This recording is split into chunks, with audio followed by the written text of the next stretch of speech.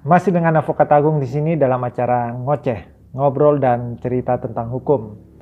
Setelah kemarin ada vonis kepada Harvey Muiz yang telah merugikan negara triliunan rupiah dan divonis hanya 6,5 tahun.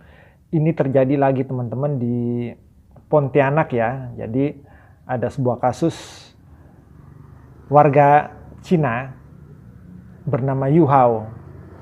Dia ini menambang emas dan perak secara ilegal, dan emas yang ditambang secara ilegal tersebut itu nilainya 1 triliun lebih. Atau kalau ditimbang ya, itu emasnya jumlahnya 774 kg. Selain dia menambang emas secara ilegal, dia juga menambang perak secara ilegal juga, dan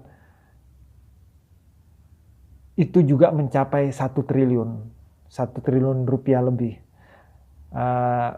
Peraknya itu sekitar 937 kg.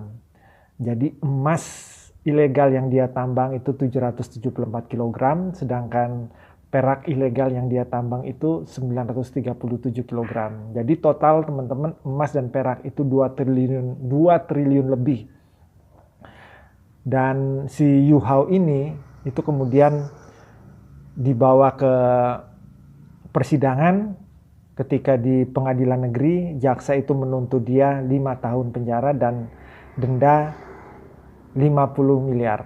Namun berdasarkan putusan pengadilan negeri, Yu Hao ini diputus bersalah dan ia dihukum 3 tahun 6 bulan dan denda 30 miliar rupiah. Yu Hao tidak terima.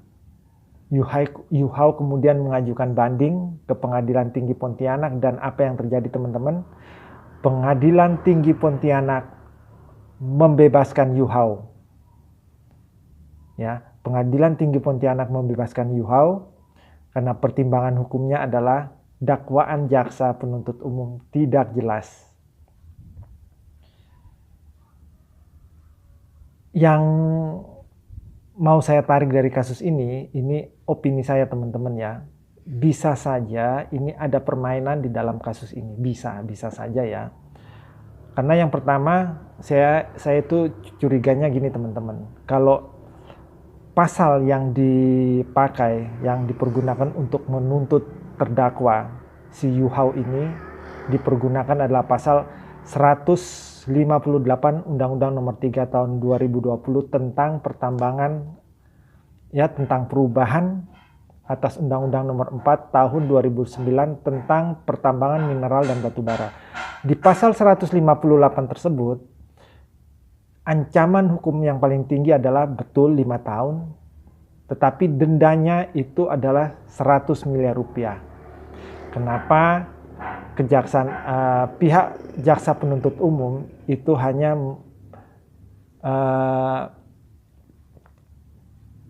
menuntut dendanya cuma separuhnya, 50 miliar.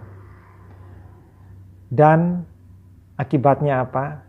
Di dalam putusan dari pengadilan negeri itu jadi berkurang lagi teman-teman, menjadi 3 tahun 6 bulan. Tuntutan 5 tahun penjara, tetapi oleh pengadilan negeri itu diputuskan 3 tahun 6 bulan dan dendanya turun menjadi 30 miliar. Ini ada apa ya? Dan kemudian yang membuat sakit hati, ternyata Pengadilan Tinggi Pontianak itu memutuskan bahwa Yu Hao itu bebas. Karena itu tadi, dakwaan dari jaksa penuntut umum itu tidak jelas. Apakah di sini ada permainan dari pihak kejaksaan atau pihak penuntut umum sengaja untuk melakukan dakwaan yang tidak jelas agar si terdakwa ini bebas, atau memang ini pinter-pinternya pengacara dari Yuhao untuk membebaskan si Yuhao ini ya, kita tidak tahu.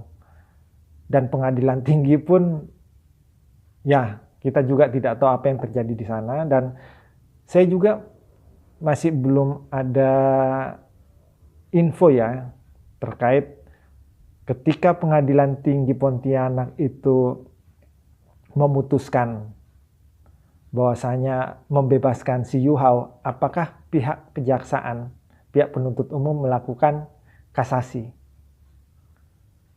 Ini saya belum dapat kabar itu ya. Cuman di sini kita perlu kawal, teman-teman, apa yang terjadi.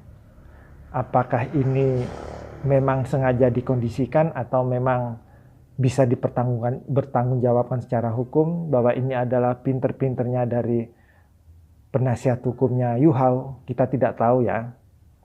Dan semoga, dan yang saya dengar teman-teman, setelah pengadilan tinggi memutuskan perkara ini, komisi yudisial ya, komisi yang tugasnya untuk memeriksa atau menyelidiki jika terjadi pelanggaran etik oleh hakim, itu mereka turun tangan untuk tertarik dan penasaran, dan bahkan mungkin mereka akan memanggil hakim-hakim ini ya untuk memeriksa apakah di balik putusan-putusan tersebut itu ada permainan di belakangnya. Dan semoga saja komisi yudisial ini bisa dengan cepat untuk memeriksa hakim-hakim ini ya. Dan kalau memang nanti terbukti, itu sungguh prihatin. Hakim di mana-mana, oknum hakim di mana-mana itu kok moralnya rusak. Tapi ya itu, kita lihat ke depannya seperti apa. Ini saja yang dapat saya sampaikan teman-teman. Semoga kita bisa kawal kasus ini, jangan lagi terjadi pihak-pihak yang merugikan negara ini dibebaskan. Pihak-pihak yang telah menggarong kekayaan negara ini dibebaskan karena ada permainan hukum di situ ya, karena ada diduga permainan hukum di situ. Itu yang dapat saya sampaikan, semoga berguna dan bermanfaat buat kita semua. Terima kasih.